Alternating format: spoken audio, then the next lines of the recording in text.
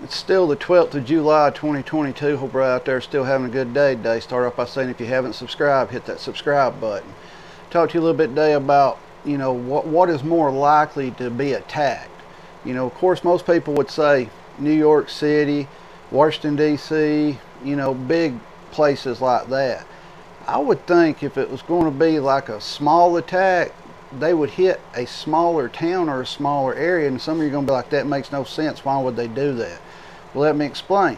Let's say they did a chemical attack to something, to like a water plant or something like that.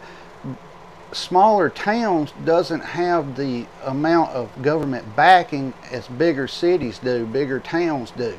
What I mean by that is that stuff could sit there and spread for a while before anyone ever caught on to what was actually going on, and by the time they finally figured out what it was, guess what?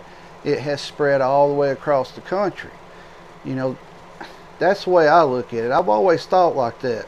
You would get more shock and awe hitting a bigger city, but if you really wanted to do something, you would do it in a small town, a small area, because they don't have the resources that a bigger city does to be able to shut everything down and come in and figure out everything that's going on. Like I'm saying, it would start spreading like in a small town, and if it did that, most doctors would start diagnosing it like maybe a stomach bug's going around or some kind of, flu is starting to go around. But by the time it starts doubling and tripling and starts reaching out further and further and further, and they finally get everybody in on it, it's spread everywhere. Like a nuclear attack, like a dirty bomb. What they're saying might happen in New York, that they're tracking a dirty bomb.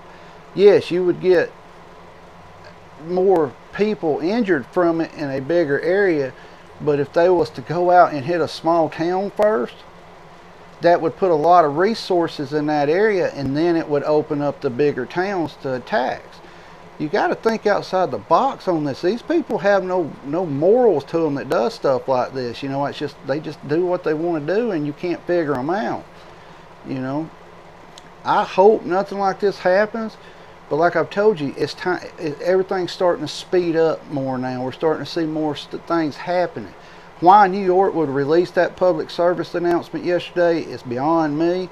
But give it a couple weeks, people will forget about it. Just like the Selective Service issuing a tweet about a draft a couple months ago. People was all hot and bothered on it, and then they kind of just forgot about it. And now you've got the Army, starting to drop standards. I firmly believe the military's setting up for a draft. They'll give you little hints of what they're going to do, and people will be all shocked and upset with it at first, and then they forget about it. The public service announcement up there in New York yesterday was, I agree with Prepper Nurse 1. The only way to protect yourself in that situation is to be out of the city. If you're right there where it goes off, and I've told y'all before, y'all have asked me, well, what's your plan? I hope I'm either right where it goes off or I'm nowhere near the fallout. That's my only choices I want to happen as far as me. Am I prepared for it? If it does happen, yes. But, in theory and everything, I would think I would want to be either right where it went off and be done with it, or nowhere near the fallout. But we do have stuff to help us if it does happen here. That's not one of my major preps. I'm not full-blown nuclear prepped up like a lot of people are. If that's what they choose to do, if that's the thing they want to prep for, that's fine. Let them prep up. But what's y'all's thought on this? Do you think I'm right that it would make more sense to hit a smaller area first? Because like I'm saying, let's say they set off this dirty bomb that they've been tracking, trying to find in New York City. Let's say they go out in the Midwest somewhere and set it off. Well, that's going to draw a lot of resources to that area. And when that happens, you're opening up other areas. That's just a simple way to put it.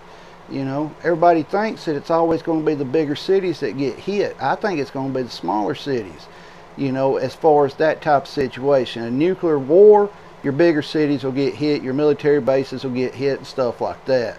But as far as a terrorist group or something like that, it would make more sense to hit a smaller area, because by the time they figured out, when I say hit, I'm talking about, let's say they bring in some kind of virus or something and they release it in the water or something like that. If they were to do it in a smaller area, it would spread out a lot quicker than it would in a bigger city, because your local area wouldn't have the resources to figure out what's going on. There's a fly in here. Resources wouldn't figure out, it would be spread out everywhere. And by the time it also opens up other areas for more attacks because you got more resources in that area. Let me know your thoughts on this. If you're still watching, hit that subscribe button. We're still trying to hit 500 subscribers. Thank every one of you who has subscribed. Welcome to the new subscribers, and stay safe out there.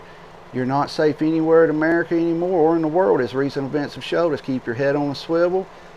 Be aware of your surroundings. Protect yourself and your family at all times. Like or dislike this video, and let me know what you think about this. Am I just full-blown tinfoil hat theory on it, or do you kind of agree, or what's your thoughts of what could happen? Stay safe out there and get prepped up.